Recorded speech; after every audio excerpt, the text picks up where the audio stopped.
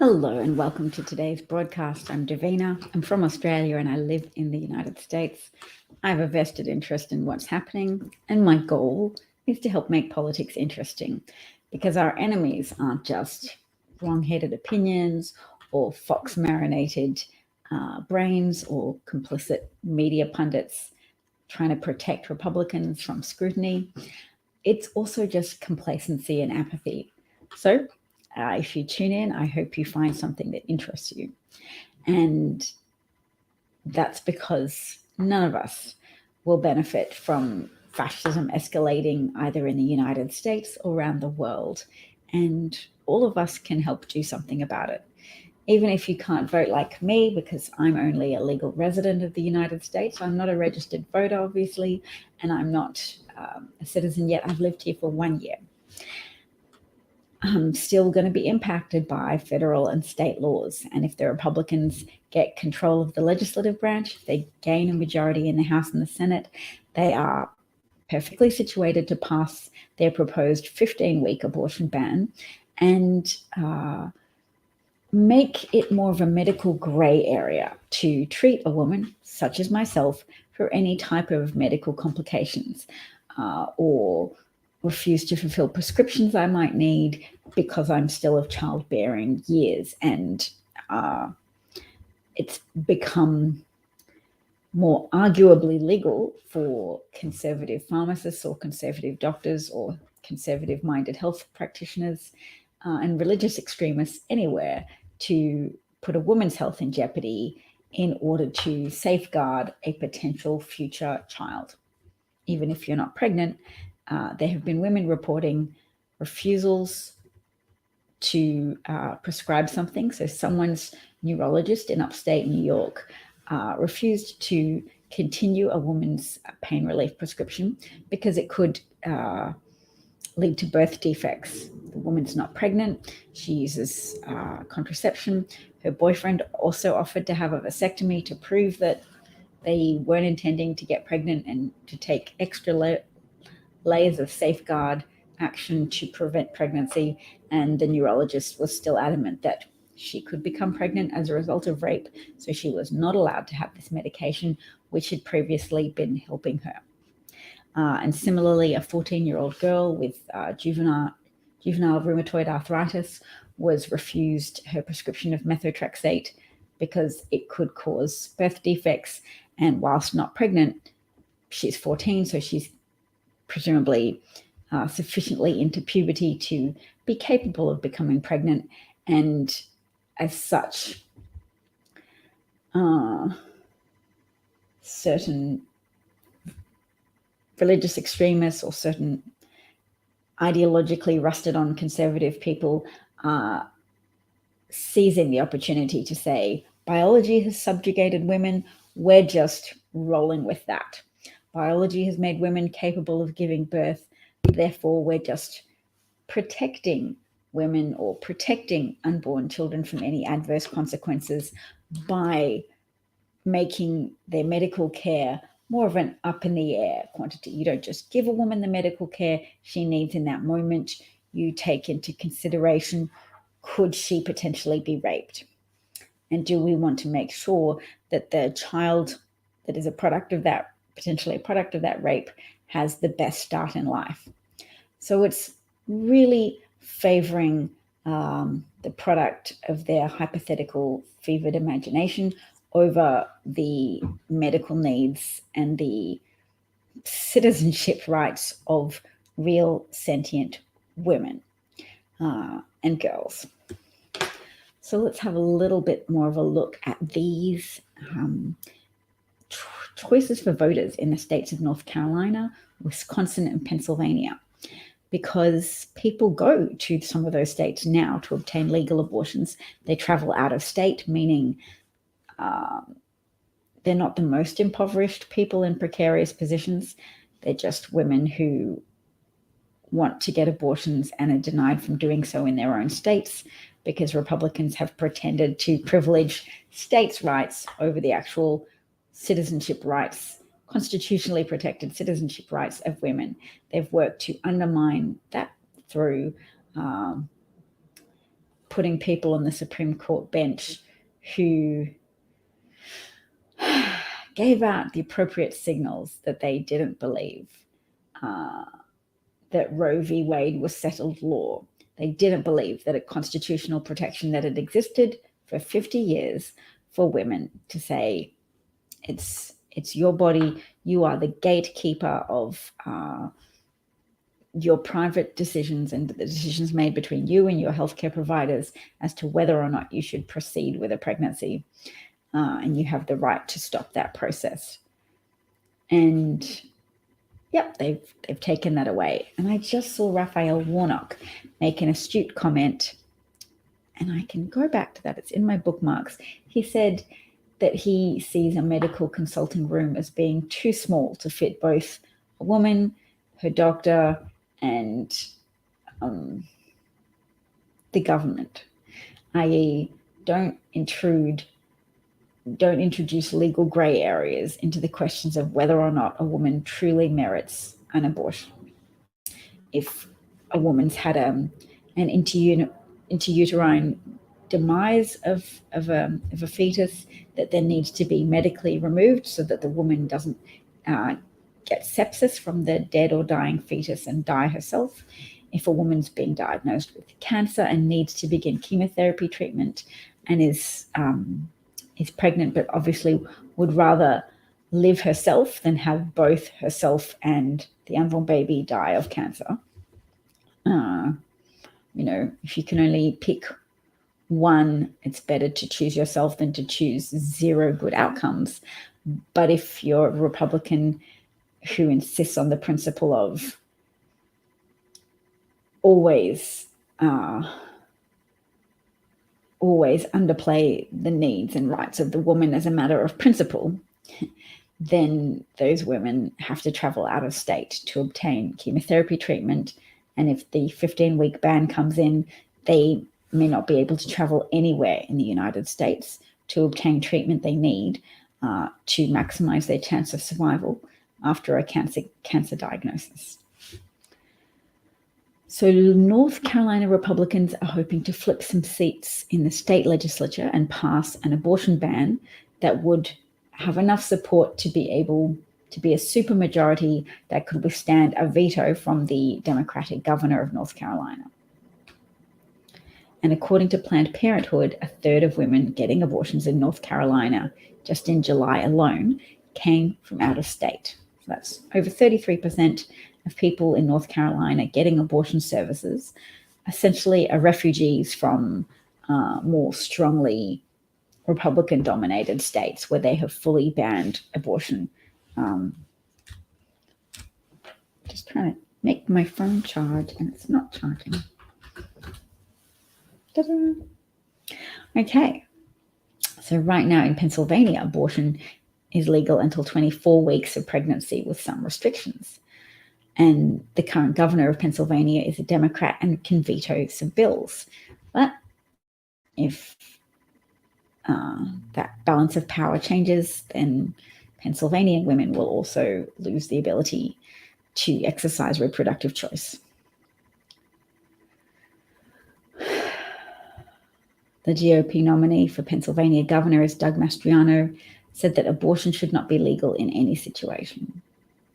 Now, the thing is, women really need to stay awake here. Women and people who believe in the rights of women to make informed and self-preserving medical choices that will maximize their chances of having a long, fulfilling, and productive life.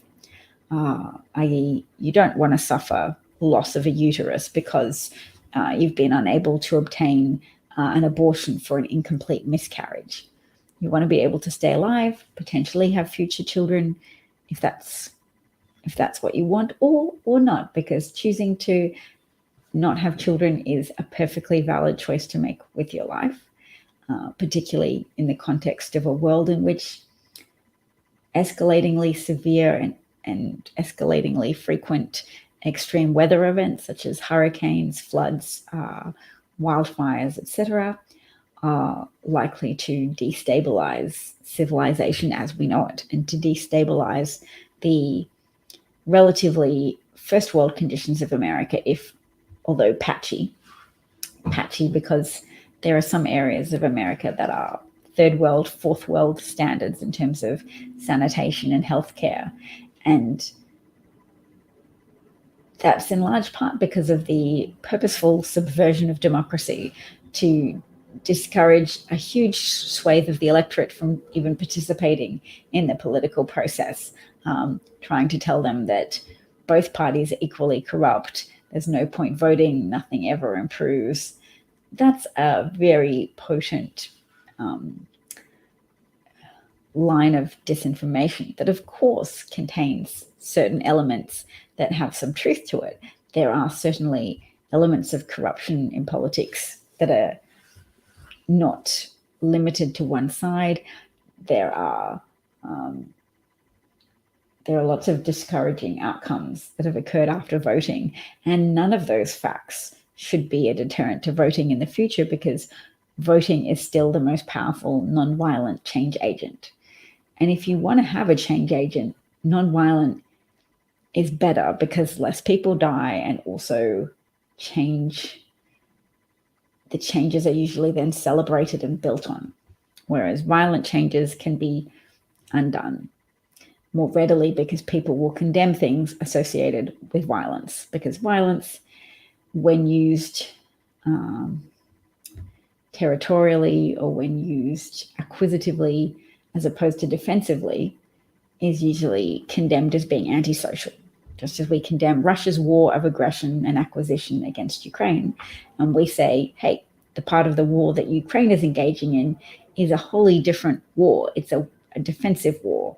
It's a war from their part to protect their children, their men, their women, their institutions, their culture, their lands, and to protect it from acquisitive imperialist Russian soldiers and Russian politicians who encourage rape and theft of both lives and lands and territories and physical possessions.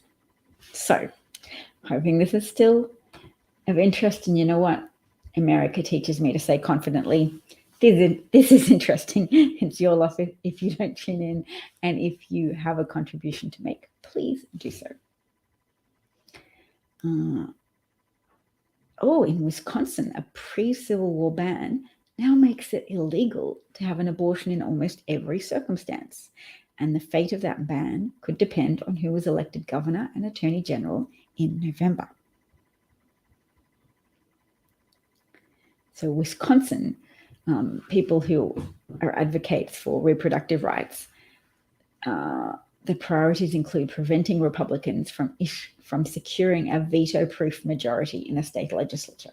So I guess that's a supermajority where you've reached a certain threshold of numbers of your political party in the state Senate and the state House, so that you can pass bills that cannot be vetoed, even if the governor is a Democrat or even if the governor is a reasonable Republican. We've got a lot of unreasonable Republicans now who are very ideologically rusted on to something that's essentially a strategy for selling authoritarianism to conservative voters and to religious voters. It's a strategy to delude people into thinking they are protecting the most vulnerable, when really they are exposing families to harm, when they expose women to harm. Women who are the caregivers and breadwinners in their families are having their lives put in jeopardy because medical treatment for women of childbearing age is now a more legally grey area, and women can bleed to death from an untreated ectopic pregnancy or an untreated or delayed treatment of a miscarriage, because delaying somebody's treatment until you are sure that their life is in danger and meets the bar set by Republican politicians. Delays in treatment can be a death sentence, or a sentence for organ failure, a sentence delivering a lost uterus, or other severe bodily impairments for a woman whose medical care has been compromised by the fake pious posturing of a Republican politician trying to further the othering of Democratic politicians by positioning them as accused baby killers and Republicans as baby savers. It's a lie. Republicans put women's lives in danger.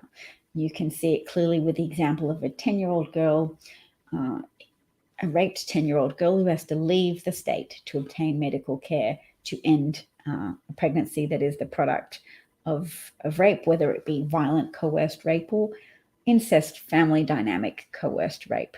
10-year-olds can't reasonably consent to sexual activity, and any pregnancy on the part of a 10-year-old should allow that 10-year-old legally to avail themselves of the medical care to end a pregnancy. And a 10-year-old's life can be at risk. If they've fallen pregnant but their body overall isn't sufficiently developed for the ordeal that is pregnancy and labor, and it can be worse for some people over others, but the risks of a preteen pregnancy are high. Risk of severe bodily impairment, risk of severe emotional impairment after undergoing something that would be that painful. Pregnancy isn't a happy little blip that you can just go through and then deliver a baby cheerfully to someone else. Pregnancy involves a lot of strain and stress on the human body, and more specifically on the female human body. Or if you want to include trans people, yes, a trans male person who has fallen pregnant, they will also undergo the stress and strain of a pregnancy as well, whilst being under the mantle of trans male masculinity. So it's a difficult topic to talk about, but we can lean into change and try and work with it without acting as if it's the worst imposition ever, because to reject trans people and to reject their quest for a more fluid or evolving gender is to embrace fascism.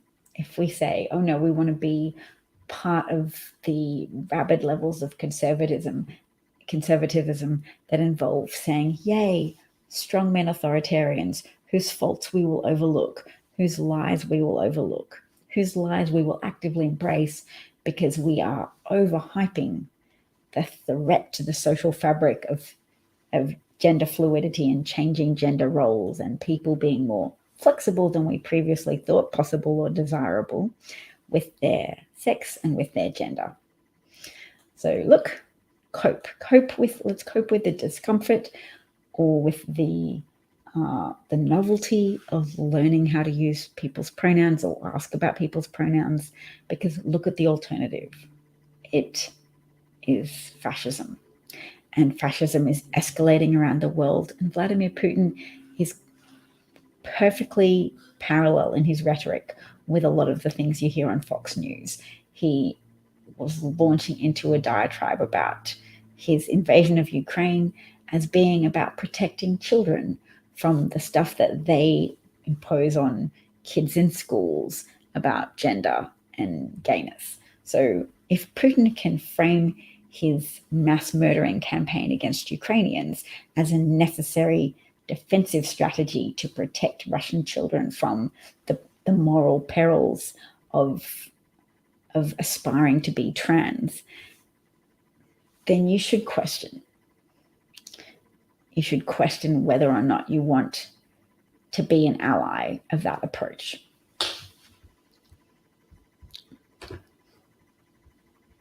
Christopher's here and Eric is here. Hi, Eric. Hi, Christopher. Nice to see you. All right. All 538 has a whole article about more states where the midterms could affect abortion access, including Georgia and Arizona. So that seems like an article that I should read at some point and put it up on the newsletter that I'm wanting to work on. Oh, Fortunate Son is trending. Now that's a Vietnam War protest song. And Republicans sometimes use it. It is a song that sounds like a manly song. And Republicans don't own masculinity. It's true that modern feminism, or elements of modern feminism, have something to answer for, because we may have made it too easy for people to critique feminism, modern feminism, as being dismissive of the benefits of masculinity and being overly generous with applying the phrase toxic masculinity. Now, I was happy to use the phrase toxic masculinity just because I think it's healthy to interrogate some of our assumptions around what is a worthwhile approach for men to use when they're trying to obtain consent from women, or when they're trying to attract a female partner.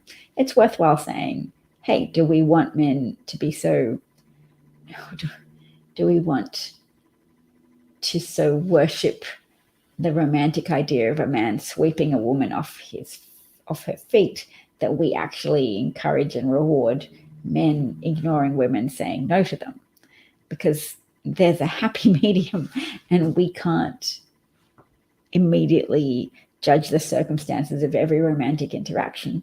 But there are certain things we can encourage, and there are certain things that we may have done in the past that we can say, oh, did we glorify persistence to an unhealthy degree?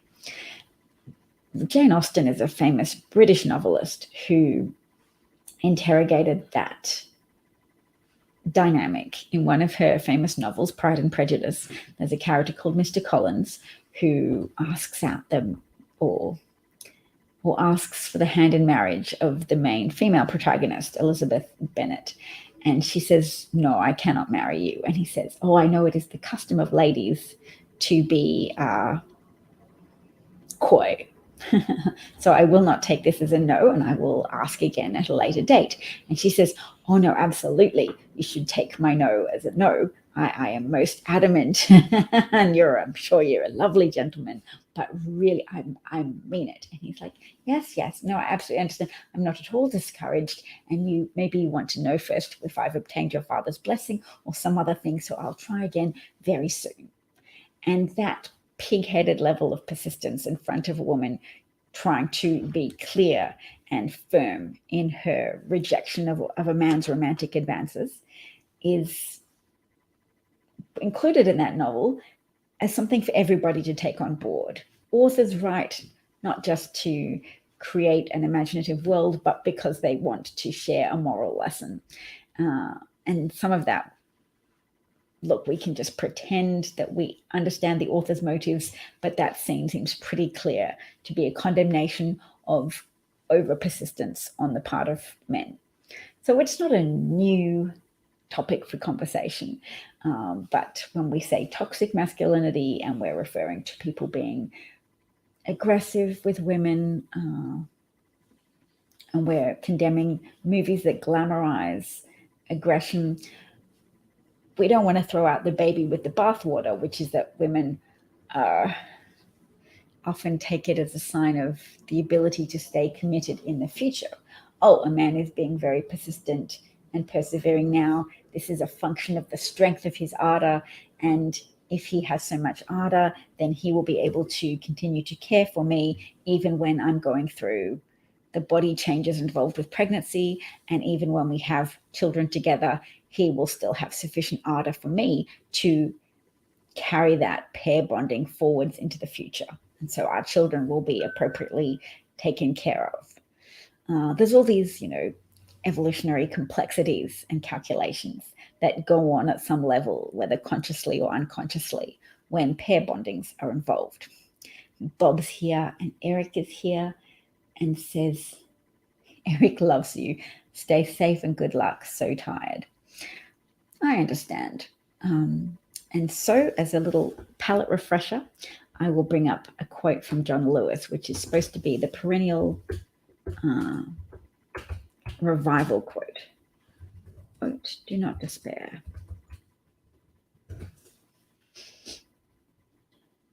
Do not get lost in a sea of despair. This just even applies to tiredness, because despair is tiring and other things are tiring too. Wow, I'm so glad I looked up quotes from John Lewis, because there's a lot of good quotes. Sometimes you have to not just dream about what could be. You get out and push, and you pull and you preach, and you create an environment and a climate and environment to get those in high places, to get men and women of goodwill in power to act. That is a very good quote.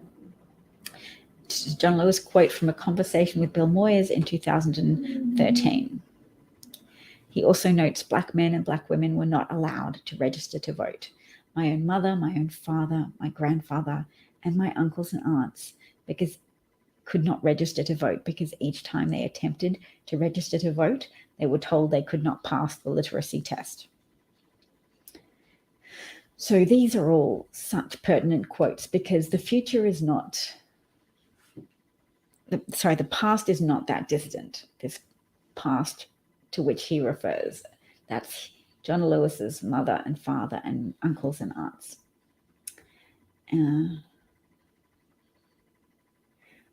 Christopher says, my grandmother told me that if she finds out that I went against a woman's wishes, she would kick my ass. Hence, I have a high level of patience and understanding for women. That's great that your grandmother helped inculcate in you a healthy respect for the rights and wishes of women. And Bob says, communicate with your partner, and that is romantic. It's true, and it's the highest level of human functioning, because each individual human is a bundle of complexities and contradictions. We have expectations that govern our emotions, because we feel angry when our expectations are not met, but sometimes we're not even aware that we have an individual expectation. We feel that it's a universal expectation, so how dare somebody not meet our expectation? So humans are governed by psychology, which is a huge, nebulous, invisible, complicated, delicate, but also stubborn and persevering thing. We all have our own individual psychological makeups. So the act of communicating with another human to make our desires and values and wishes and preferences clear, or even to just speak and subconsciously betray our innermost feelings and motivations. This is all a fascinatingly difficult thing to strive to do well. That was a complicated thing. Communication is not easy. Honest communication is not easy, because we often have a high level of self-deception involved in all of our communications, but it's so worth it. And that is romance, to intentionally want to share your vulnerable self, to interrogate your own expectations, and to communicate your own desires to a partner. Very romantic, and it's a beautiful act of care to try and genuinely communicate with someone. Christopher first of all said, my grandmother has passed away and I'm still afraid of her. So her emotional legacy has a long shadow in your life, which is great, and a testament to the impact she made on you in your formative years and your whole life. Bob says, I've been trying to remember to tell Holly things like, I'm so glad you are with me. I love you. You are such a good person. Bless your heart, Bob. That is beautiful. I'm so glad Holly has you and you have Holly. That is just lovely. And I'm glad you shared that with me. You try to do that every day. And yes, I sometimes forget too. It's just beautiful that you make that your goal. Do not get lost in a sea of despair. Be hopeful, be optimistic. Our struggle is not the struggle of a day, a week, a month, or a year. It is the struggle of a lifetime. Never, ever be afraid to make some noise and get in good trouble, necessary trouble. That is a quote I think I will read on this broadcast every day. Because I know my enemy is not just misinformation or disinformation. My enemy is also complacency, apathy, and ignorance. John Lewis also notes, too many people struggled, suffered, and died to make it possible for every American to exercise their right to vote. I.e., too many people struggled, suffered, and died for people to buy into the disinformation that voting is not worth it. You may not feel like your vote is worth it. You may have become marinated in the false idea that it's red versus blue.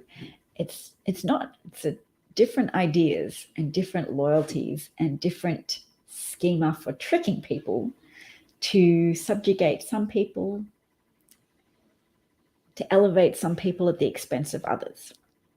And that's a juggle for power across time immemorial.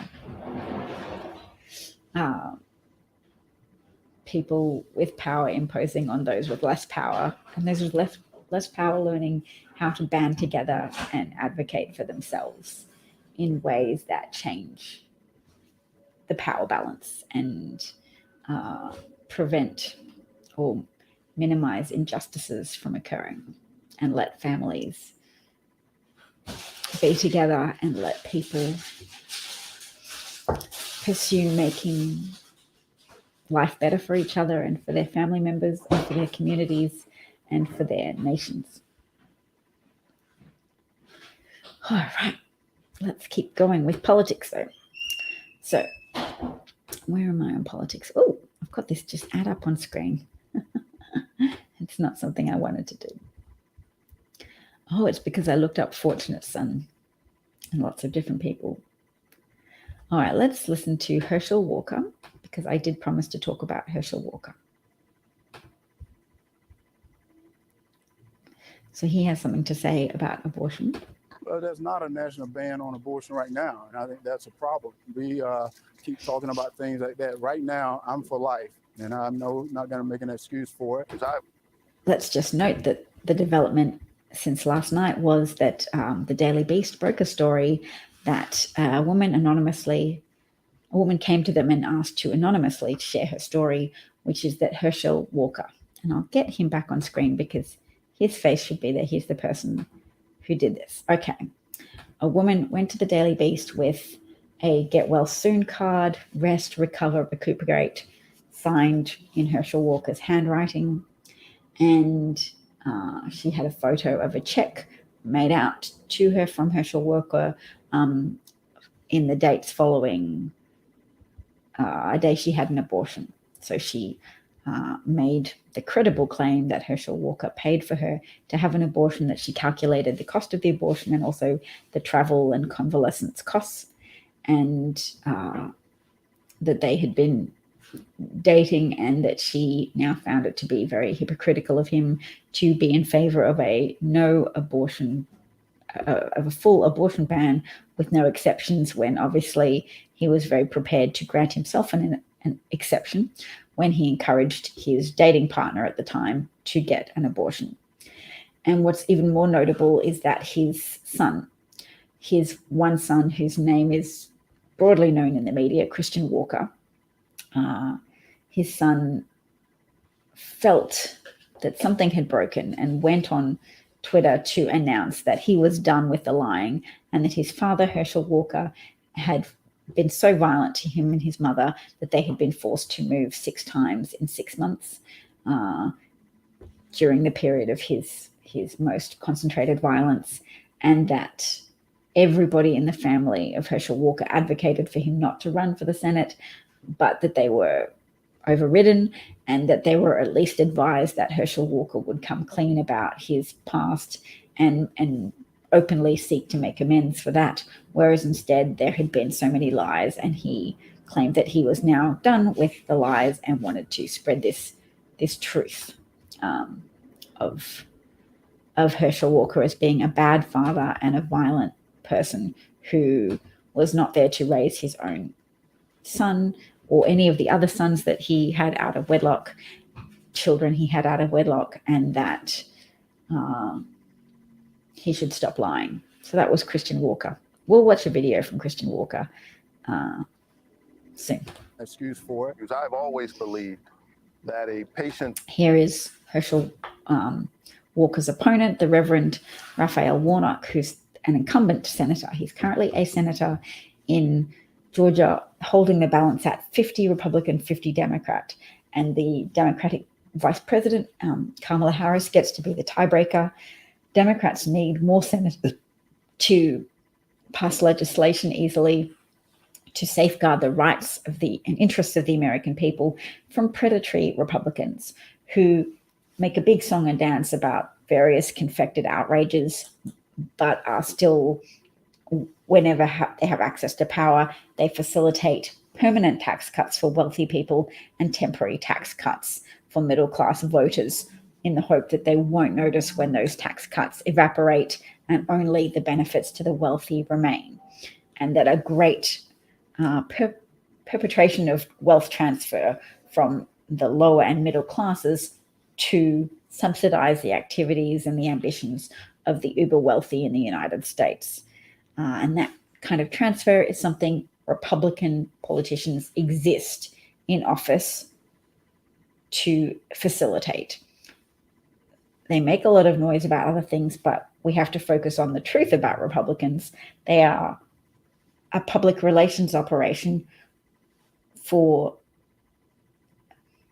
the subset of American wealthy people that are entirely unprincipled and will use religious cover stories, will use fake groomer concerns, will use all manner of hyped up, manufactured culture war outrages that are often projection stories, because the people actually hurting children are often Christian religious schools that are perpetuating segregation along racial lines, or are failing to weed out people who perpetuate sexual abuse of children into their midst under the cover of the authority assumed to go with leadership positions in conservative organizations.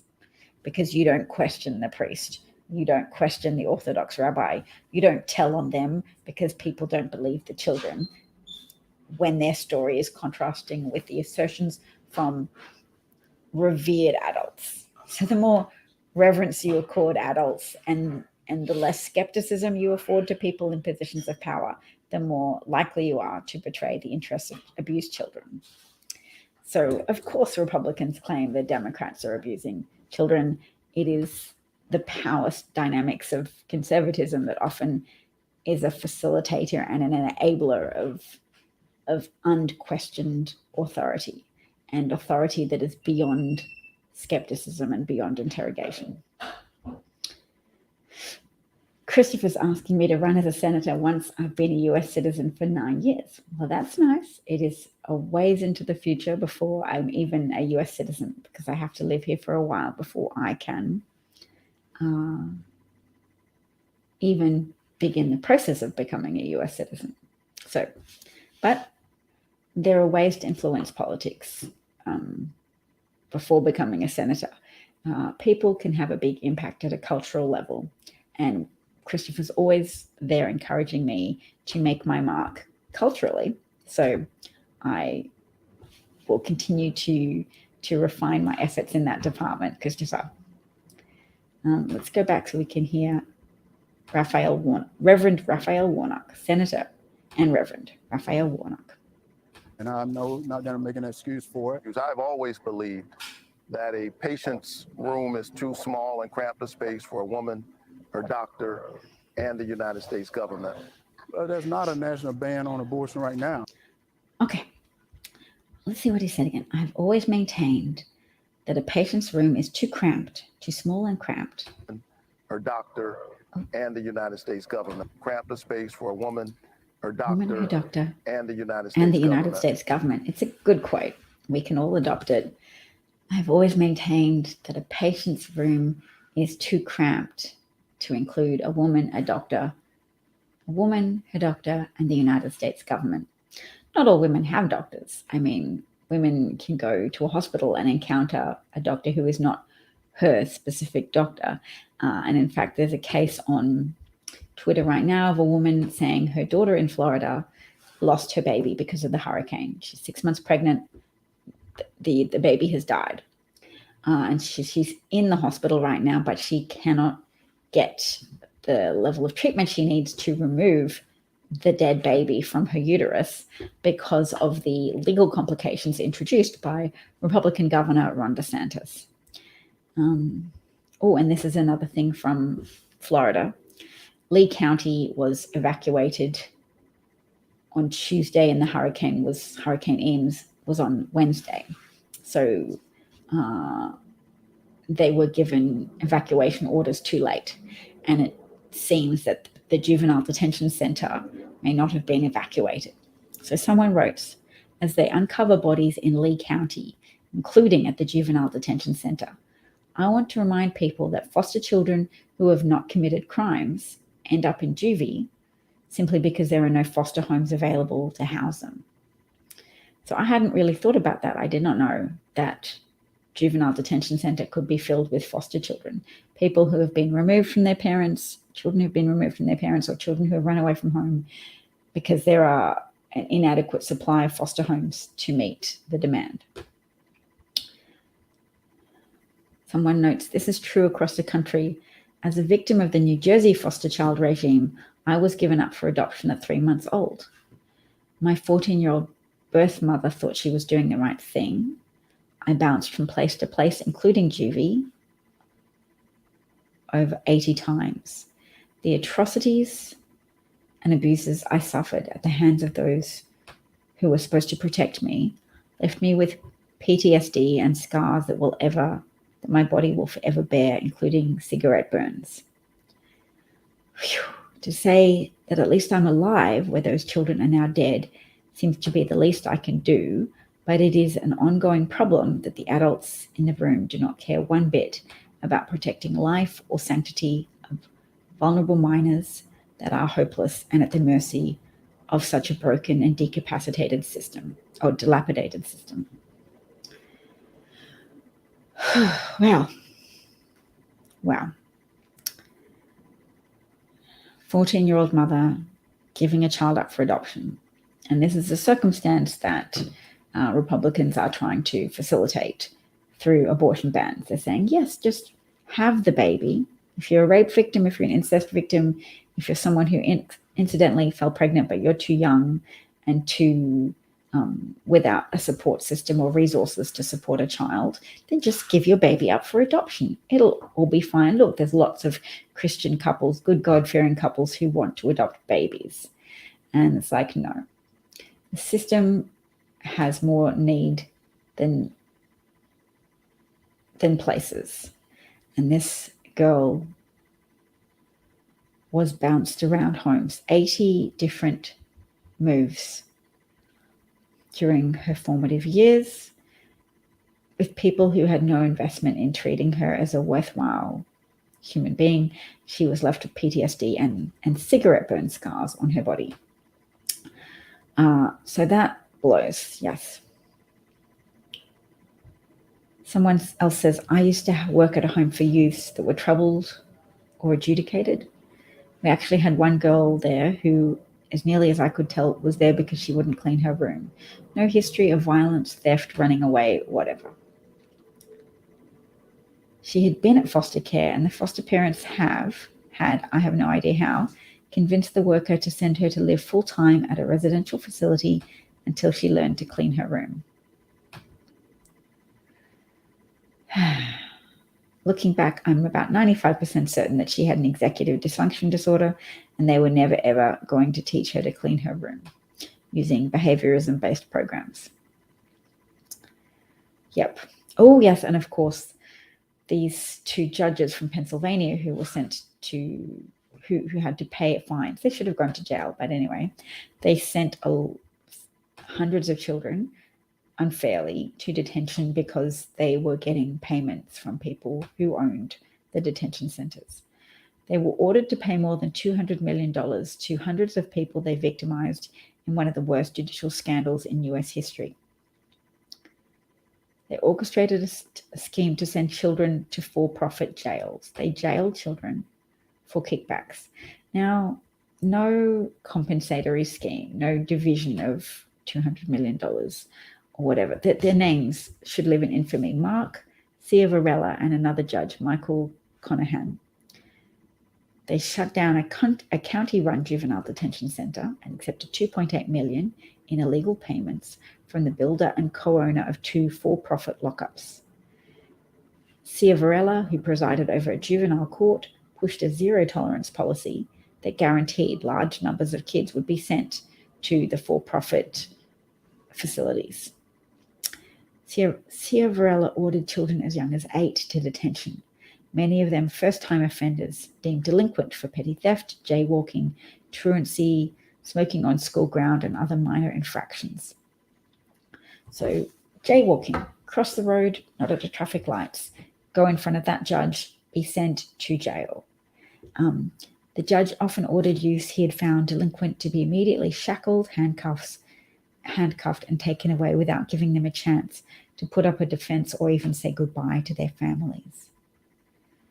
So yes,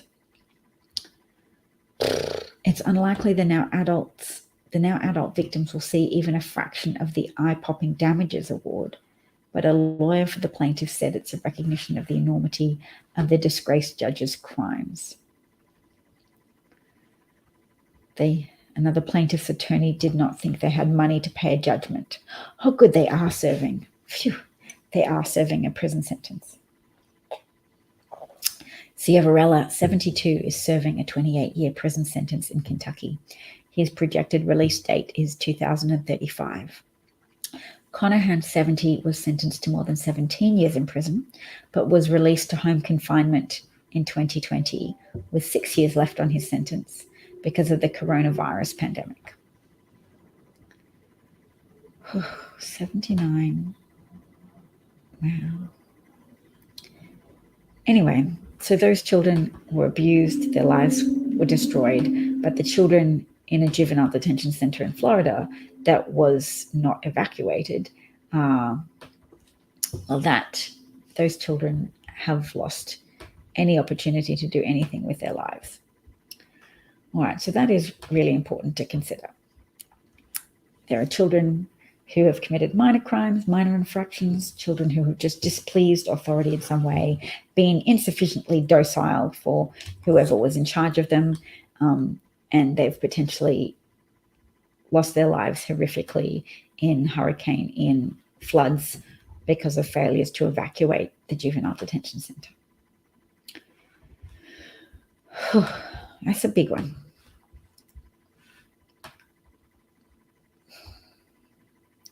And look, Herschel Walker supporters gave a standing ovation to Herschel Walker at a special Republican event. Full speed ahead is SLF. Who's SLF? Republicans stand with him, said Senator Rick Scott. We've seen this movie before, Ralph Reed. I don't know who he is.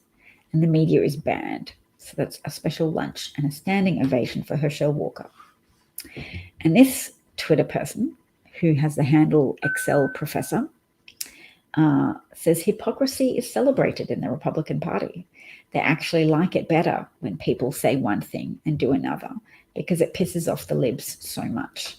Now, that's a really important point because, yes, the left are often busy accusing the right of hypocrisy. And when you're encountering fascism, you have to respond at a level that befits the current threat. So that's why I always like to tell people it's fascism. Call it fascism. It's a movement that draws strength from violating civilizational norms. They draw strength from saying, look how strong we are that we can break these rules. So you can't police them by saying, look at how you're breaking rules, because they're like, yeah, that's what we want. We want to be stronger than you. You can play by the rules. We will be busy accusing you of being baby eaters, blood drinkers, and trying to hide the effectiveness of hydroxychloroquine or ivermectin from us. You're the real fascists. We are strong. We will never believe anything you accuse us of, or if we do, we'll say, doesn't matter. It's of no consequence. Our bigger picture is that you are demonic threats. That's fascism. Fascism is when you don't have a healthy marketplace of ideas where people debate which idea seems to resonate the best with the most people. Fascism is when you have people who get punch drunk. A critical mass of people who then enable a con artist to overthrow democracy, to hobble the normal mechanisms of balancing out the interests of the powerful, wealthy elite against the interests of the massive, less wealthy people. That's what democracy is. It's allowing people to harness their own opinions to vote in a way that balances out moneyed interests. And that system can be perverted, can be overthrown, and across history has been perverted and overthrown by charismatic con artists who find ways to manipulate human psychology to work a bunch of people up into a frenzied lather of excitement about being bullies and telling them, yeah, you're strong, but you need to be strong because, Trump was able to capitalize on the output of Fox News. Fox News shows a constant stream of surveillance footage of Black people committing crimes. There's footage available of white people committing crimes, but no. Fox News knows how to lean into fault lines, established fault lines in the American psyche of some people who were raised to believe that Black people should be subordinate to white people who are superior. And any detail that reinforces to them that Black people are inferior will find an audience. And even people who didn't used to believe that Black people were inferior to white people will find themselves becoming or adopting more and more strongly the belief that all Black people, or a majority of Black people, are criminally minded and should be made to jump through additional hoops to earn the right to vote, because otherwise Democrats will just buy their votes by promising them other people's property, by promising to redistribute income. And look, that's what a democratic society should do, is have social safety nets, have some collective pool of funds that does help people undergoing hardship and people who've been systematically discriminated against and stolen from. That is how a democracy that balances out the interests of the many against the interests of the moneyed few would work. This is a good broadcast, but it's gone on for a long time, which makes it less effective. But hopefully I'll put some of these thoughts down in writing, because writing a newsletter that can be just an A4 page of points, talking points for Democrats, for defenders of democracy to read and share amongst each other. Because I heard from someone on a Twitter space that he has shamed work colleagues by showing them how many Republican politicians are associated with child abuse, with specifically child sexual abuse. He has printed out lists of combined crimes and indictments and convictions of Republican strategists, advisors, and politicians who have literally committed crimes against children. And that has shamed them into silence. And they've told him afterwards that they didn't feel that comfortable about going into the voting booth and voting for a Republican. So he just found a way to use shame very effectively. And we should have talking points where there are questions we can ask people. Are you going to go into the voting booth and vote for someone whose own son accused him of being so violent that he and his mother had to move 6 times in 6 months, that he never had a father figure in his home, and that he says his father has just lied and lied about his personal life, and the hypocrisy and the lies became too much for that son. Are you going to go into a voting booth, Georgia Republicans, and elevate that man into a position of national importance and critical significance in the legislative branch, one of the 3 branches of the American government? So you can't expect to shame a lot of Republicans, but you can potentially shame some weakly attached Republicans or Republican-leaning independents who are essentially Republicans who just don't want to call themselves a Republican because they understand it's got some baggage attached to it. You make that baggage more heavy to carry. There are questions we can ask that will help with that process. Bob says you could pull a 3-minute clip and post it on TikTok. Yeah, that's true. Thank you, Bob. Bob's always been a strong advocate of TikTok. And Bob's right. TikTok is where a lot of communication is at. And communication, as we've already covered today, is just a critical human activity. Yes. And voting is the most powerful nonviolent change agent that we have. People have died to preserve and protect people's rights to access the vote. And the Supreme Court today is hearing a case about gutting the Voting Rights Act. So we can quickly listen to a bit of Justice Ketanji Brown Jackson. How many minutes is this? Okay, Judge Kagan for 1 minute and 38 this is seconds. an important statute. It's one of the great achievements of American democracy to achieve equal political opportunities regardless of race, to ensure that African Americans could have as much political power as white Americans could. That's a pretty big deal. And it was strengthened, this statute, in 1982 when this court interpreted it too narrowly for Congress's taste. And Congress said, no, we didn't mean that at all, and made this into a results test. Now, in recent years, the statute has fared not well in this court. Yes, Justice John Shelby Roberts. County looks at Section 5, and it Gutted the Voting says, Rights Act. no, Section 5, we don't need that anymore. In Shelby County. And one of the things it says is we have Section 2. And then Brnovich comes along, and that's a Section 2 case. And the court says, you know what, Section 2, they're really dilution claims. This is a denial claim. And so we can construe that very narrowly. But of course, there's just all these cases that are dilution claims. That's really what Section 2 is about. And now here we are, Section 2 is a dilution claim. All right, that's quite repetitive. Let's hit Justice Ketanji Brown Jackson. She may be more pithy in her.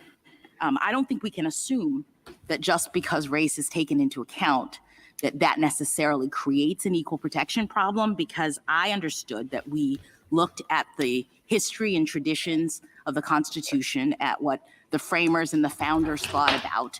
And when I drilled down to that level of analysis, it became clear to me that the framers themselves adopted the Equal Protection Clause, the 14th Amendment, the 15th Amendment in a race-conscious way, that they were in fact trying to ensure that people who had been discriminated against, the freedmen, during the Reconstruction period, were actually brought equal to everyone else in the society. So I looked at the report that was submitted by the Joint Committee on Reconstruction, which drafted the 14th Amendment. And that report says that the entire point of the amendment was to secure rights of the freed former slaves. The legislator who introduced that amendment said that, quote, unless the Constitution should restrain them, those states will all, I fear, keep up this discrimination and crush to death the hated freedmen. That's not a race-neutral or race-blind idea in terms of the remedy. And even more than that, I don't think that the historical record establishes that the founders believed that race neutrality or race blindness was required, right? They drafted the Civil Rights Act of 1866, which specifically stated that citizens would have the same civil rights as enjoyed by white citizens. That's the point of that act, to make sure that the other citizens, the Black citizens, would have the same as the white citizens. So they recognized that there was unequal treatment, that people based on their race were being treated unequally. And importantly, when there was a concern that the Civil Rights Act wouldn't have a constitutional foundation, that's when the 14th Amendment came into play. All right. So she is kind of beating them at their own game of being an originalist. She is saying, well, if we drill down further, if we look at the historical context of the original text and the historical context of the 14th Amendment, it's not race blind. It's drafted with a specific intention of giving the freed slaves equal rights as citizens. So that is being race conscious. That's saying, yeah, these Black people, freed Black slaves, should have equal citizenship rights. And the 14th Amendment was drafted to give a constitutional foundation to that. So when they say, oh no, the Voting Rights Act should be colorblind, should be race blind, because we're all moved on past racism. Racism no longer exists. When they say that, that facilitates racism and gives racism cover. There's still a lot of racism at work in the Republican Party and in their maneuverings at state legislature levels and in the Supreme Court on the part of conservative justices to disable the Voting Rights Act and to disable the procedures that were put in place to prevent race-based gerrymandering, race-based redistricting to dilute the power and potency of a unified Black vote, which they do on purpose because Black voters, a significant majority, a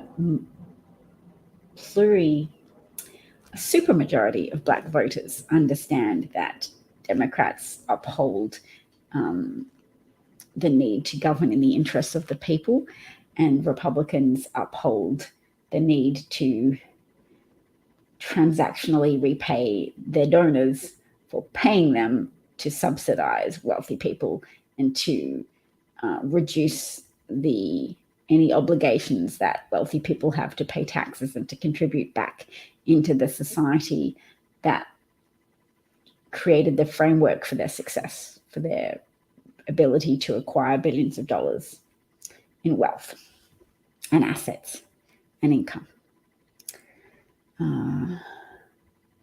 So for decades, conservative justices insisted that the 14th Amendment demands colorblindness, prohibiting race-conscious remedies designed to help racial minorities.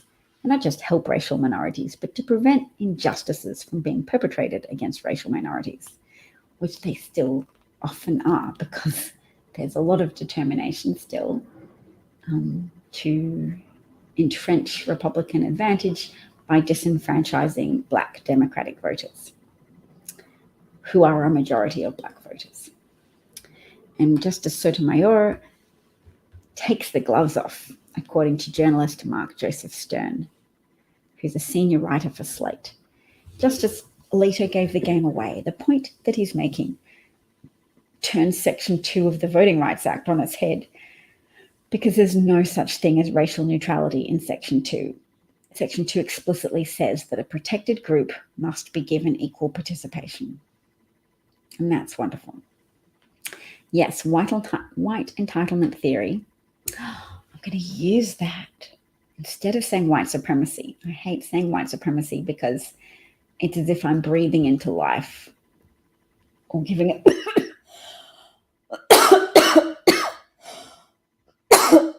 Pardon me. Giving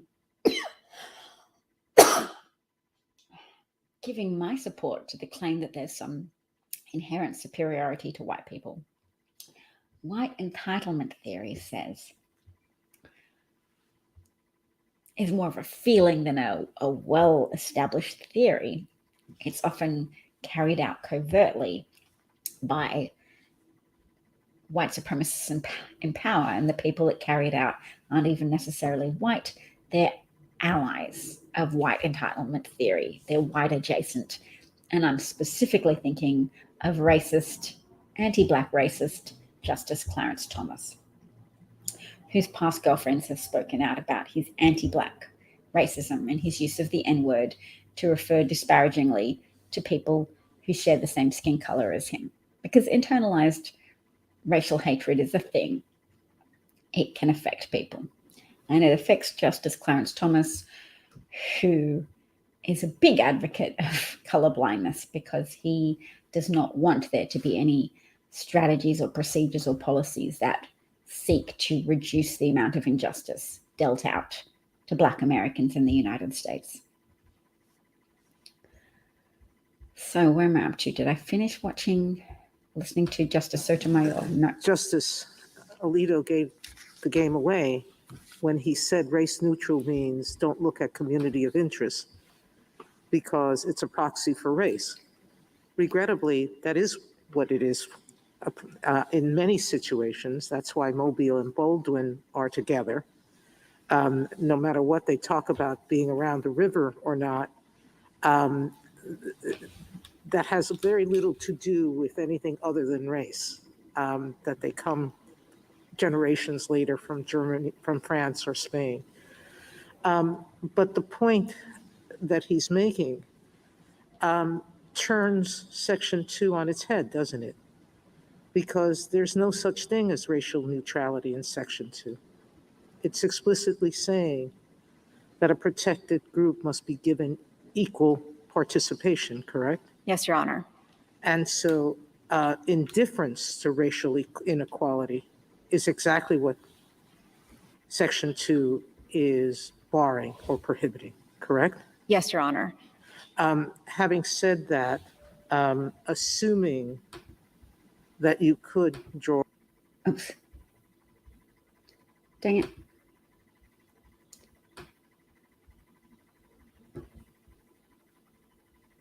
That group must be given equal participation, correct? Yes, Your Honor.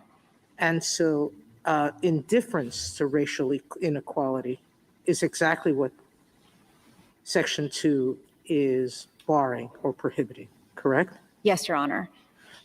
Having said that, assuming that you could draw a racially neutral map that did take into account true community of interest, do you believe that the maps, that you didn't meet that burden below? Okay. So taking the text and the originalist understanding of the 14th Amendment seriously, Section 2 of the Voting Rights Act is supposed to say no racial neutrality. You're facilitating oppression if you stay neutral when some people continue to be oppressed. Some people, a group of people, continue to be targeted by efforts to disenfranchise them. Just like some people say, oh, I'm in favor of peace, like Elon Musk today pretending to be in favor of peace between Russia and Ukraine and says, how about Ukraine give up some of its territories? What did he call Crimea? He called Crimea a mistake by Michelle Gorbachev? No, a different person. He called it a mistake. I'll have to look it up to find. Anyway, regardless, Elon Musk making the argument that there should be sacrifices. Ukraine should sacrifice some of its land, some of its people, consequently, to Russian aggressive impulses to acquire neighboring countries and so appease Russian aggression. And people in the comments were like, yes, Elon Musk is in favor of peace. You're not in favor of peace if you see a bigger child beating up a smaller child and you stay neutral because you're so peaceful. You're not peaceful. You're complicit to bullying. And in the case of Russia invading Ukraine, it's much worse than a simple instance of bullying. It's mass murder at scale and mass rape and mass theft of lives, possessions, bodily autonomy, and territory. it's the capacity for human, it's the capacity for the worst in human nature at scale. Like the Holocaust was industrial level slaughter of Jews and other and political enemies of Hitler. People who Hitler targeted, not because they'd done anything wrong, but because fascism is the art of getting people punch drunk on norm violation, making people feel powerful by identifying some group of people as an enemy and then helping them feel uplifted by the moral clarity of repeatedly denouncing that enemy and then reinforcing that that narrative is true by persecuting that enemy. Because if it wasn't true, then you'd be wrong to persecute them and you'd be wrong to escalate that persecution. But if you're right, then you're doing it, you're persecuting them even harder because you're carried along by the courage of your convictions. So you're definitely in the right, because otherwise, why would you be acting so strongly? It's the same intellectual error that people made in the Middle Ages when they said, burn a witch. Because we would never burn an innocent person, obviously. So if we burn her, she's definitely guilty. The logic is false, but you can see where someone mistakes acting with confidence for someone who is making a morally competent judgment. My husband's always telling me in the business world that people mistake confidence for competence. And the same is true in the world of middle-age justice. The same is true in the world of fascism, whether it's Italian fascism under Mussolini or German fascism under Hitler or American fascism under Trump and the Republican Party. People who escalate their violence, their violent rhetoric, because it's a strategy to ward off any doubt. How could we be doing something wrong? Would we ever behave in this way if we weren't in the right? Would we burn the witch? Would we burn an innocent person if she wasn't a witch? I don't think so. Would we have invaded the Capitol unless we were patriots helping to restore a leader to his rightful place because he won the election? Of course, the more they intensify their bad actions, the more they're doing so to crowd out doubts of their own correctness. So I think that's all from me for today. Thank you so much for joining in with the broadcast. I'm going to go do some exercise. That's what I'm going to do. I have to take care of myself as well as doing my little bit, what I can, to put out into the world some pro-democracy thoughts. We can all do it. We can all write letters. We can all keep a pro-democracy diary. And now that I've said that out loud, I'm going to start doing it. Even if I don't write on a computer each day, I can keep a pro-democracy diary, and then I can take the best output from that and put it online if I'm willing. And I am willing. I've definitely got the willingness to put myself out there right now. So why not keep at least a daily pro-democracy journal? And that could be useful. Bob says, say hi to Mr. Dav. I will. I'm grateful for Mr. Dav's support. He hasn't always been confident that I'm doing the right thing, but where he's at right now, he definitely sees a value to it because he understands the degree to which I anticipated fascistic escalation in the United States, that I anticipated an attempted coup from Donald Trump, that I anticipated the kind of careless level of democide that he inflicted on the United States population. And democide is a word that's a variant of genocide. It means causing large numbers of deaths via willful neglect. And Trump purposely sabotaged public health from the beginning moments of COVID that he kept to himself, only disclosing to Bob Woodward and presumably other Republicans what he knew about COVID being airborne and dangerous.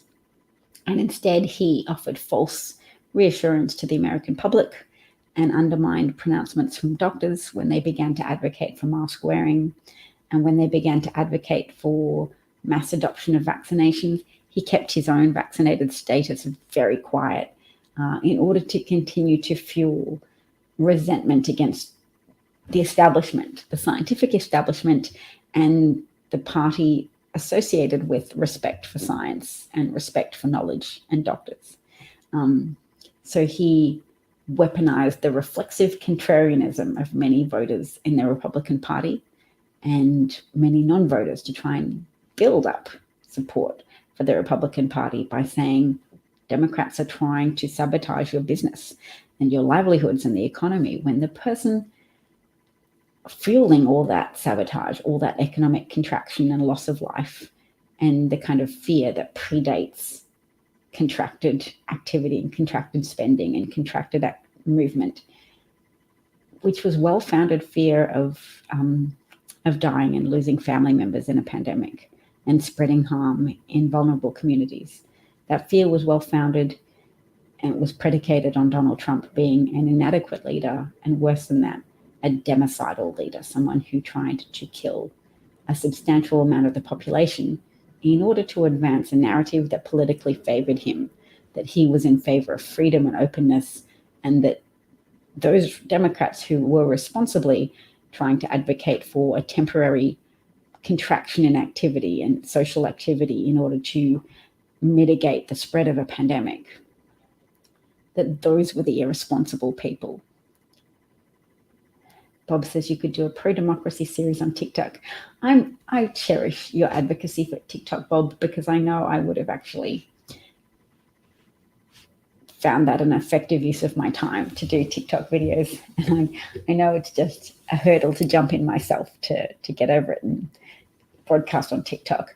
I have some reluctance because of its backing by China, but I know it's not a real obstacle. It's just people are a creature of habit, and I haven't yet broadcast on TikTok, which is why I've kept that habit up, and it's just a habit I have to break in order to avail myself of that platform, which is very effective at getting messages through to young people.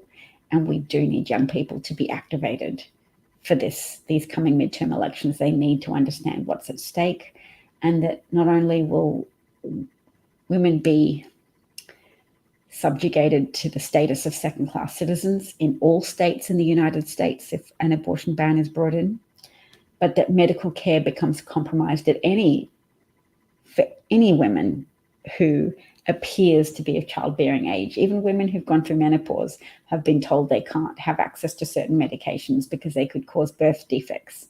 And women have said to the pharmacist, I'm in menopause. And they're like, well, I don't have a certificate saying you're in menopause, so I'm not going to fulfill this prescription for you.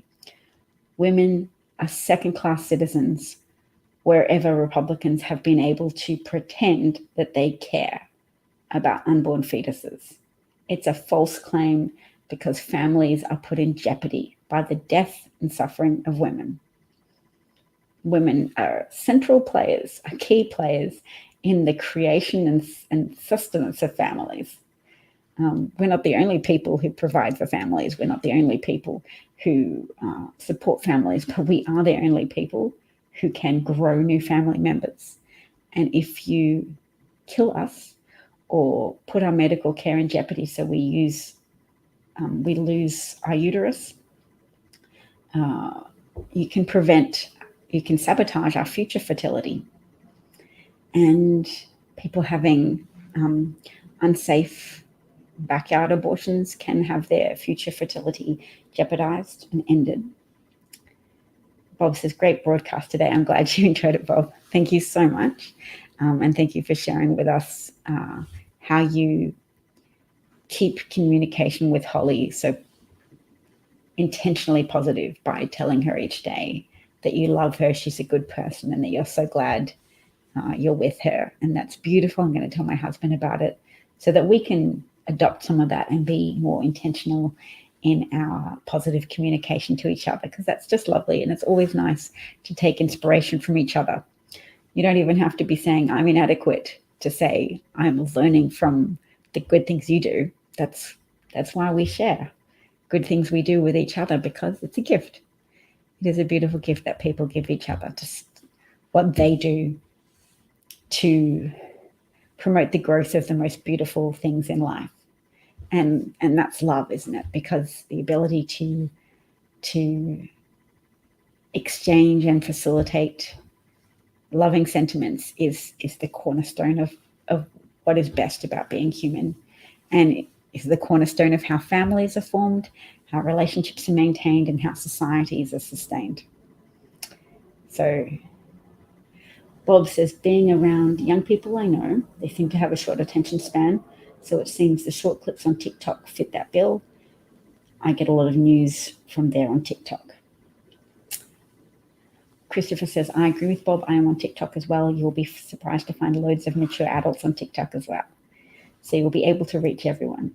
These are good points. I'm so grateful that you guys have persisted in advocating for TikTok, because you're helping me get there. You're helping me get there. You make strong points for use of TikTok. Got to branch out. Thank you, chaps, and thank you to anybody listening and to any replay viewers. Have a wonderful day. Stay safe. Cherish your ability to love and care for yourself and for other people.